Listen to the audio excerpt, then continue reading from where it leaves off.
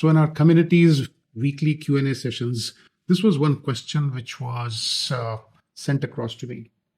And this leader said that, how do I stop worrying about whether I'm coming across well when I'm presenting?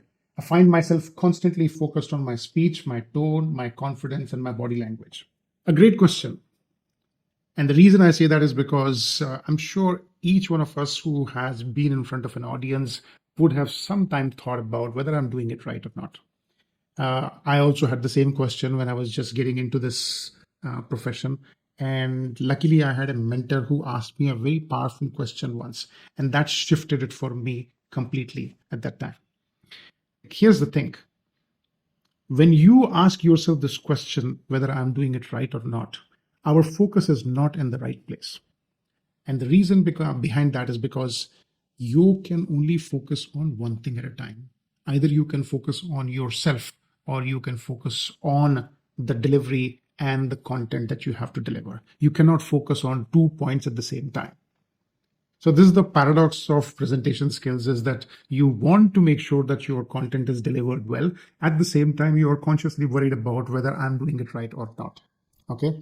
So here's the hack. You must focus only on your delivery. That is your content. And let me tell you why. So when I was starting off in this, and I would always compare myself and my delivery with my mentors. And I would always find a gap. So I asked him, I said, how do you do it? And he said, look, it's important for you to focus on your delivery.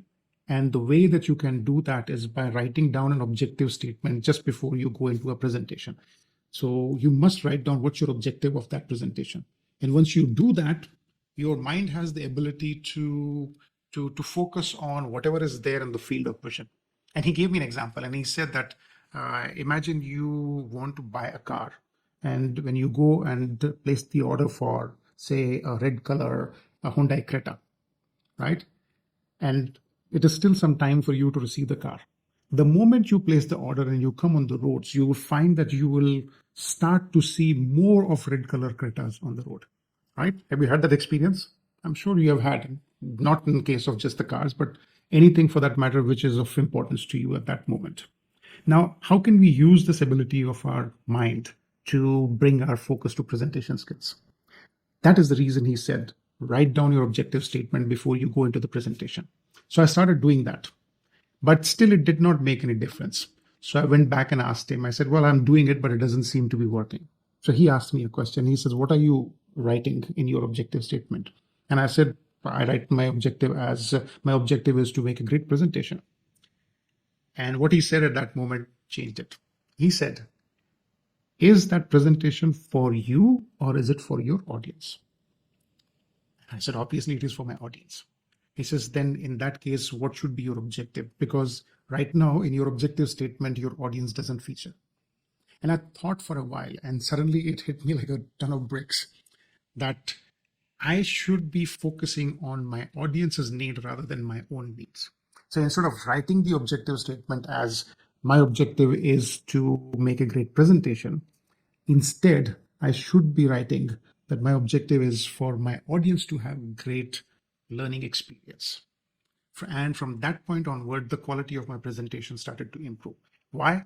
Because, so when you genuinely start to focus on the need of your audiences, and when your focus is not about worrying about your own performance, but to serve your audience and to fulfill their needs, 2-3 things start to happen. One is that your anxiety levels, they start to go down because you are worrying less about your about coming across right. Okay. So, and the second one, your message becomes much clearer.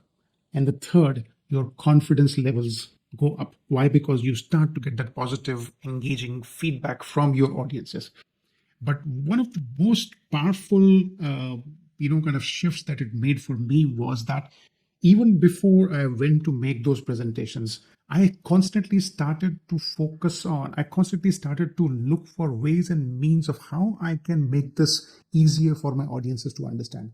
What I'm trying to say is, even in the preparation phase, the focus was on how can I do it right for my audiences. So overall, your executive presence becomes much more powerful in these situations. So how can you start to use this insight into your own presentations?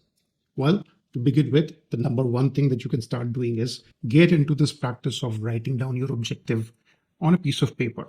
Make sure it is short, between 10 to 12 words, but you must write it down physically with a pen and paper. And instead of just writing down your objective as to deliver an effective presentation on Q4 strategy or to present the cloud migration strategy successfully, you may want to write it down as that my team will have a clear understanding of the Q4 strategy, or that the stakeholders will know exactly what are the benefits to the bottom line of the cloud migration strategy, something on those lines. Number two, start to structure your presentation for understanding, not for impressing. Right? So bring your focus to exactly what would make things easier for your audiences to digest or to understand. And what I've noticed is that analogies, stories, and asking rhetorical questions, they are some of the ways that you can engage your audiences much better. People like to hear stories because it connects with them at an emotional level. And the third, yeah, I think it is just an extension of number two, is that try and explore the Aristotle's triangle, the three parts of Aristotle's triangle: ethos, logos, and pathos.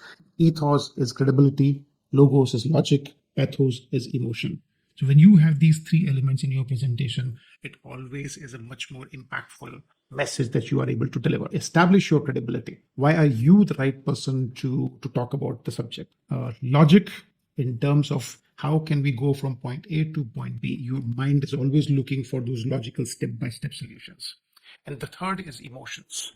Always engage them with stories and analogies, because we first make decisions based on heart. We buy with emotions and we justify it with logic. So in presentation skills, you must always hit both head and the heart. In summary, you can start to do these three things. One, start writing down your objective statement. Number two, structure your presentations for understanding, not for impressing. Number three, try to incorporate Aristotle's triangle into your presentations. All right. So I hope this was useful for you, and I will see you in the next one.